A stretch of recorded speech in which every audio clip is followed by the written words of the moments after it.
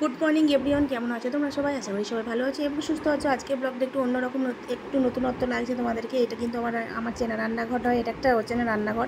তো এই রান্নাঘরটা কোথায়, কেন, কী কারণ বা কী বৃত্তান্ত, কেনই বা এত সকাল সকাল রান্না করছি বা আমিই বা কেন রান্না করছি, সমস্তটা তোমাদেরকে পুরো ভিডিওর মাধ্যমে বলবো, জানাবো। তোমরা দেখতে থাকো, সঙ্গে থাকো।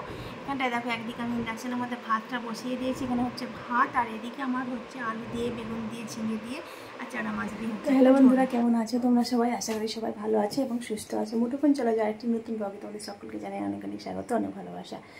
তো তোমরা গেস করো তো আমি এখন কোথায় আছি। তো চলো, তোমাদেরকে গেস করতে হবে না, আমিই বলে দিচ্ছি। আমি এখন এসেছি আমার মামার বাড়িতে। তো মামার বাড়িতে এসে সকাল সকাল ঘুম থেকে উঠে বসিয়েছি রান্না, কারণ মামা যাবে স্কুলে, মায়েমা নেই, বাপের বাড়ি গেছে। তো এটা হচ্ছে আমার দিদিমার রুম। দিদিমা উঠে এখন ঠাকুর জপ করছে, ঠাকুরকে ওই ধূপ জল দেখাচ্ছে। তো আমি সেই সুযোগে আমি রান্নাবান্নাটা সেরে নিচ্ছি, দিয়ে আমি আবার বেরোবো, দিয়ে যাব ননদের বাড়ি শুভর কাছে, কারণ শুভ ননদ বাড়িতেই আছে। তো ওকে নিয়ে কালকে কলকাতা ফিরে যাব। তো এই হচ্ছে ব্যাপার। আর শঙ্কু চলে গেছে মায়ের কাছে। সকাল সকাল রান্না বসিয়ে দিয়েছি, চা এখন খাওয়া হয়নি। মামা চলে গেছে বাজারে, মামা বাজার থেকে এলে তারপরে রান্নাবান্না, মানে সরি, চাটা খাওয়া হবে সবাই মিলে। সাথে এখনও ঘুমাচ্ছে, ঘুম থেকে উঠেনি। এদিকে আমার কাজের মেয়ে এসে গেছে, ও কাজবাজ করছে। তো এই হচ্ছে ব্যাপার। তো তোমরা সারাদিন সঙ্গে থাকো, দেখতে থাকো। তো দেখো, এখানটাতে আমি দিদিমার জন্য চা বানিয়ে দিয়েছি, দুধ চা আর মুড়ি দিয়েছি। যে আমার মেয়েটা দিদার করে শুয়ে আছে, আর আমার জন্য লাল চা করে নিয়েছি। চাটা খেয়ে দেখো মামার রুমে চলে এসেছি উপরে। যে দেখো, বিছানাটা ক্লিন করবো বলে তো মোটামুটি মশারিটা তুলে দিয়েছি, বিছানাটা ক্লিন করে দিয়েছি। দিয়ে দেখো, জানলা দরজাগুলো সব একটুখানি খুলে দিলাম। খুলে দিয়ে দেখো, এখানে জামা কাপড় যে সমস্ত আছে সেগুলো একটু ভাঁজ করে দিয়েছি। দিয়ে ঝাড় দেবো বলে ভাবছি, কিন্তু এখানটায় দেখছি মামার মেয়েটা আবার রিল বানাবে বলে একটু রেডি হয়ে নিয়েছে। তো আমি যখনই আসি তখনই সঙ্গী খুঁজে, তো সেই জন্য বলছে একটু রেডি হয়েছে, রিল বানাবো। তো ও বানাবে, আমিও বানাবো। তুই এখন রেডি হও, তারপর আমি রান্নাটা একটু সেরে আসছি। তো এখানে দেখো, আমাদের এখনও কাজ চলছে উপরে, ঘরে এখনও কমপ্লিট হয়নি উপরের দোতলাটা। তো তারপর উপর থেকে নেমে এসে আবার দেখো, এখানটা আমি রান্নাবান্না করছি। রান্নাবান্না বলতে আমার মোটামুটি হয়ে গেছে। এবার শুধু হয়েছে আলু ভাজাটা করবো মুড়ি খাওয়ার জন্য। দিদিবাবু খাবে, সাথে খাবে, আমি খাবো, মুড়ি খাবো। তো সেখানটা আলু ভাজা করবো বলে কড়াইয়ের মধ্যে তেল দিলাম। দেখো, নিচের একটা রান্নাঘর আর অপরের রান্নাঘর কিন্তু আকাশ পাতাল তফাৎ হয়। নিচের রান্নাঘর কোথায় কী আছে না আছে, খুঁটিনাটি সমস্তটা আমাদের চেনা থাকে, কিন্তু অপরের রান্নাঘর সমস্তটাই অচেনা। তাই একটু আমার অসুবিধা হচ্ছে খুঁজে পেতে কোথায় কী আছে না আছে। যদিও সামনে রয়েছে, কিন্তু যেটা পাচ্ছি না, যেটা প্রয়োজন, সেটাকে আমাকে অনেকটা টাইম ধরে খুঁজতে হচ্ছে, খুঁজে করতে হচ্ছে। তো এই হচ্ছে ব্যাপার। তো দেখো, ফাইনালি আমার রান্নাবান্না প্রায় শেষের দিকে। এখানে আলু ভাজাটা হয়ে গেলে আমার হয়ে যায়। কী রান্না করেছি দেখিয়ে দিই। এখানটায় দেখো, আলু ভাজা করেছি, এই যে এখানটা আলু ভাতে মেখেছি মুড়ি খাওয়ার জন্য। আর এটা হচ্ছে দেখো, বড় মামার তরকারি দিয়েছে। এখানে কিসের একটা বড়া আছে, কুলেখাড়া শাক, পটলের তরকারি। এটা হচ্ছে তোমার মনে হয় পেঁপের তরকারি। এখানে দেখো দিদিমার সব রকম সবজি দিয়ে, কুলেখাড়া দিয়ে পাতলা পাতলা করে ঝোল। আর আমি করেছি তোমার, দেখায় এখানটায় আছে দেখো, যে ডাল করেছি, ডাল। আর এখানটায় দেখো, এই যে আছে মাছ। তো এই হচ্ছে সমস্ত তরকারি। তারপর রান্নাবান্না হয়ে যাওয়ার পর আমার জন্য একটু টিফিন নিয়ে চলে এসেছি। আগের দিনে বাসি লুচি, তাল লুচি, ওটার সাথে একটু আলু ভাতে নিয়েছি, একটু আলু ভাজা নিয়েছি, নিয়ে বসে বসে খাচ্ছি। তো দিদিমা বলছে যে তুই এটুকু খেয়ে তো পেট ভরবে? আমি না, আমি অনেক নিয়েছি খাবার, আমার যথেষ্ট, এই খাবারই আমার হয়ে যাবে।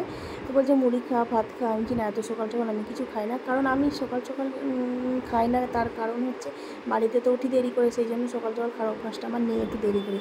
তারপরে এখানে রেডি হয়ে আমি যাব ননদের বাড়ি, কারণ ননদ বাড়িতেই আছে শুভ। তা ওকে নিয়ে এসে আমাদের বাড়ি যাব। আর একটুখানি ডাক্তারকে দেখাবো, কারণ ওর শরীরে একটু প্রবলেম হচ্ছে, সেই জন্য এখানেই লোকাল ডাক্তার একজনকে দেখে নেবো, নিয়ে পরের দিন কলকাতা ফিরে যাব। তো শুভ তো যেহেতু আগেই চলে গেছে, তো সেই জন্য, মানে আগেই চলে গেছে, ওর ননদ বাড়িতেই শুভ ছিল। তো এবার আমি আর শঙ্কু যাচ্ছি। তো ওদের বাড়ি যেয়ে দেখো, সবার প্রথমে কি করছি, এখানটায় প্রচণ্ড পেয়েছে খিদে। তো মাকে বললাম, মানে শাশুড়িকে বললাম যে মা ভাতটা দিয়ে দিন, খেয়ে নিই। আর আমাদের পৌঁছাতে 1:30-2 বেজে গিয়েছিল, স্নান করেই গিয়েছিলাম আমরা। দিয়ে দেখো, এখানটা আমার শাশুড়ি খাবার পাচ্ছে, যেহেতু শুভ দিদির বাড়িতেই ছিল, সেই জন্য মাও যেয়ে ওকে করে একটু রান্নাবান্না করে দিচ্ছে, যেহেতু দিদি একলা পেরে উঠবে না। একটা রুগী বাড়িতে থাকলে দেখবো অনেক রকমের ঝামেলা থাকে, তাকে স্নান করানো, খাওয়ানো সমস্তটা থেকে যায়। তো এখানটায় দেখো, মাগুর মাছের ঝোল করেছে, করলা ভাজা করেছে, আলু ভাজা করেছে, শাক ভাজা করেছে। আর আমার জন্য করেছে আলাদা করে মাছের ঝাল, কারণ আমি আবার এই যে মাগুর মাছ খাই না। আমার জন্য যে দিদি দেখো, একটা চ্যাটা লেজা মাথা দিয়ে একটা মাছের ঝাল করেছে। তো আমি মাগুর মাছটা কোনো দিনই খাই না, স্মেলটা আমার ভালো লাগে না। তো তারপরে দেখো খাওয়া দাওয়ার পর বেশ কিছুক্ষণ না, মানে বেরোবার আগের মুহূর্তে এই দেখাচ্ছি ভিডিওটা। কারণ দেখো বাড়িতে একজন অসুস্থ মানুষ, সেখানে যদি আমি প্রত্যেক মুহূর্তে পাই টু পাই ভিডিও করি, সবার অস্বস্তিও লাগবে, আমারও নিজের খারাপ লাগবে। তো এখানটায় দেখো মা রেডি হয়ে গেছে, আমাদের গাড়ি এসে গেছে, আমরা আজকে বেরিয়ে যাব। আর এখানটাতে দেখো শুভকে আমি আনতে এসেছি, ওরকে তোমাদের এতদিন দেখাইনি, মানে দেখিয়েছি হসপিটালে থাকতে, তারপর প্রায় 1 সপ্তাহ পর ওকে দেখাচ্ছি। তো ওই দেখো ক্যামেরার দিকে তাকাচ্ছি এরকমভাবে কীরকম একটা পোজ দিচ্ছে। তারপরে দেখো আমাদের যাবার সময় হয়ে গেছে, এখানটায় মা মাথায় ঢাকা দিয়েছে, কারণ যেহেতু জামাই বাড়ি। আর এখানে দেখো দরজাটা সবাই বেরিয়ে গেছে, তো আমি শেষমেশ আমি লাস্টে এসেছি বলে দরজাটা দিচ্ছি আমি। তো সবাই ভাবছে আমি কোথায় বাড়ির মালিক, আমি দরজা দিচ্ছি। তো যাই হোক এই ছিটকিনিটা আগিয়ে দিলাম, আর আমাদের গাড়ি এসে গেছে মেন রাস্তায়। ওদের যেহেতু গলির ভেতরে বাড়ি, সেই জন্য গাড়ি ঢুকে না অনেকটাই আমাদের যেতে হয়।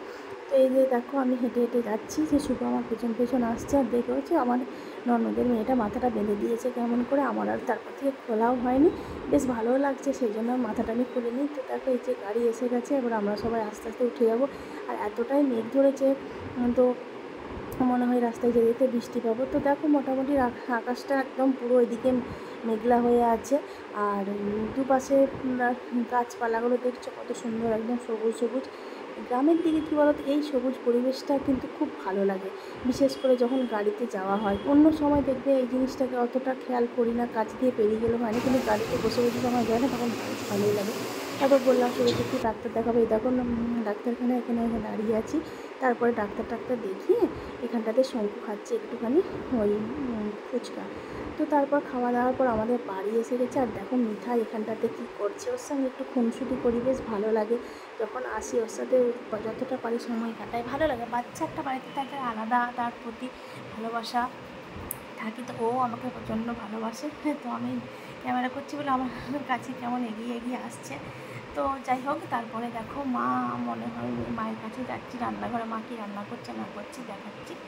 তো মা এখানটাতে যেহেতু শুভ এসেছে কী করবে না করবে ভেবে পাচ্ছি না। এই দেখো ডিম এনেছে শুভর জন্যে, তো বলছে ডিম করে, আমি কিন্তু ডিম এখন খাওয়া চলবে না, এখানে দেখো ভাত বসিয়েছি। আর এই যে দেখো মা যেখানেই থাকবে মিঠাই সেখানেই থাকবে।